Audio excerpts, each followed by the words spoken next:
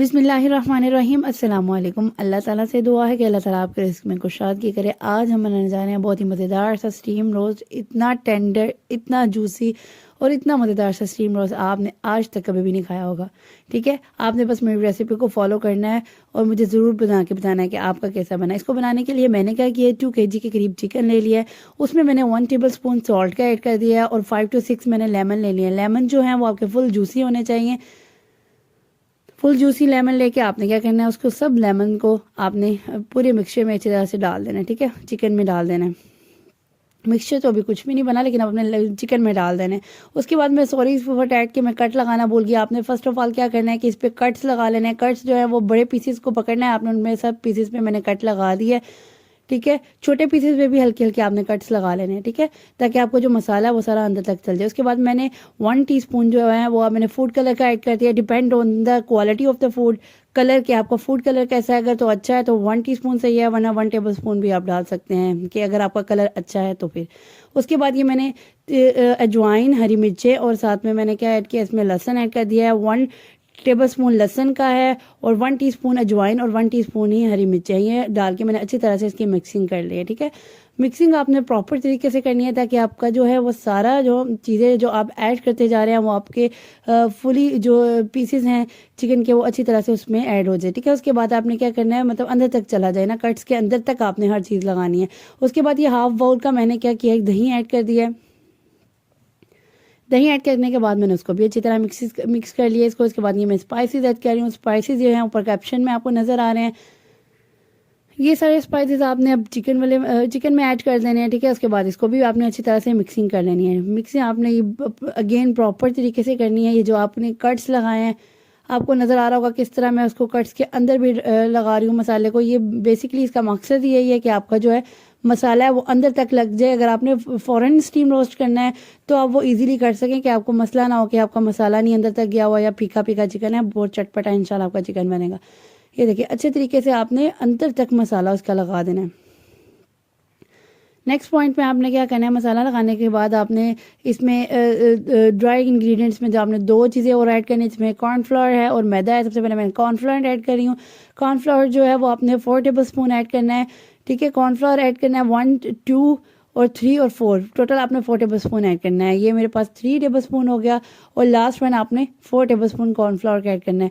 उसके बाद next point में आपने क्या करना है, इसमें मैदा ऐड करना है। मैदा भी मैंने 4 टेबल स्पून ऐड करना है। ठीक है, 1, 2, इसमें बहुत ज़बरदस्त, इन दोनों इससे ना बहुत ज़बरदस्त टेस्ट आएगा इसका ना।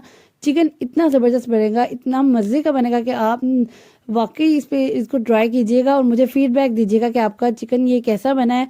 ये बहुत मज़े का बनता है, इतना जूसी ये बनता है, इतना टेंडर और इतना स्पाइसी और चटपटा होता है कि दिल करेगा आपका बार बार बनाएं और बार बार ये खाएं। इसके बाद मैंने क्या किया, वो कॉर्नफ्लावर और मैदा लगा के उसको अच्छी तरह से मिक्सिंग कर दी है।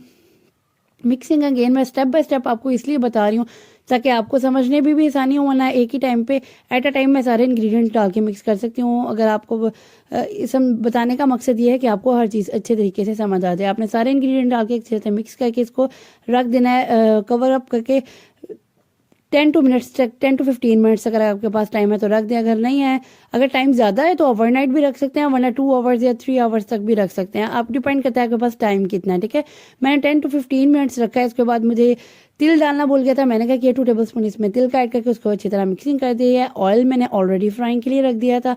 उसके बाद मैंने क्या किया, ये जो चिकन के पीसीज हैं ये मैंने उसमें ऑयल में डालना शुरू कर दिया। ठीक है, एक तो आपने इस बात का ख्याल रखना है कि आपका जो ऑयल है वो फुली जो है ना वो फुल गर्म होना चाहिए, तभी आपने ये पीसेस डालने हैं। अगर आपका ऑयल जो है वो गर्म नहीं होगा तो ऐसा होगा कि वो सारा मसाला जो आपने लगाया ना वो आपका उतर जाएगा। तो हमें तो चाहिए चटपटा सा मसाला, तो वो हम ऐसा नहीं करेंगे।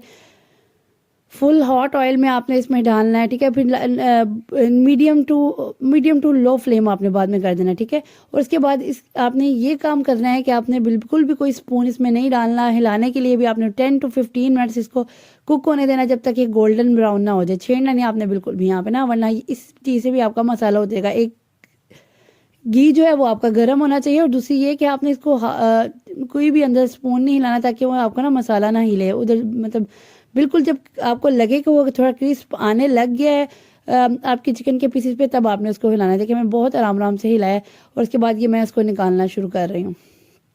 ये देखिए मेरा तकरीबन सारा गोल्डन ब्राउन हो गया है।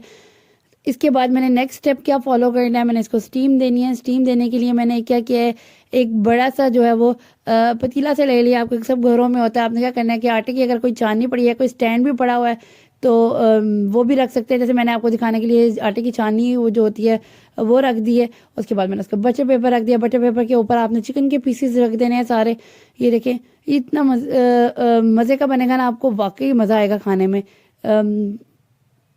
ये देखिए मैंने चिकन के पीसेस रखे हैं। इसके बाद आपने इसके ऊपर भी कवर करना है। कवर भी आपने उसके ऊपर बटर पेपर से करना है। उसके बाद आपने इसके लिड पे रुमाल रखे अच्छी तरह से इसको कवर कर देना है।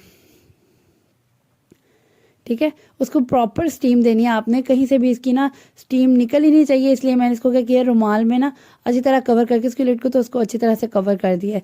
इसका तकरीबन स्टीम जो है वो आपने मैक्सिमम हाफ एन आवर तक देने हैं, वरना 20 to 25 मिनट्स तक आपने इसको स्टीम देनी है। ठीक है, ये प्रॉपर कुक हो जाएगा। 20 to 30% जो है वो आपका फ्राइंग में चिकन हो गया था, और बाकी रिमेनिंग चिकन जो है वो आपका स्टीम में बिल्कुल कुक हो जाएगा। ये मैं आपको एक पीस भी चेक करके दिखाती हूँ।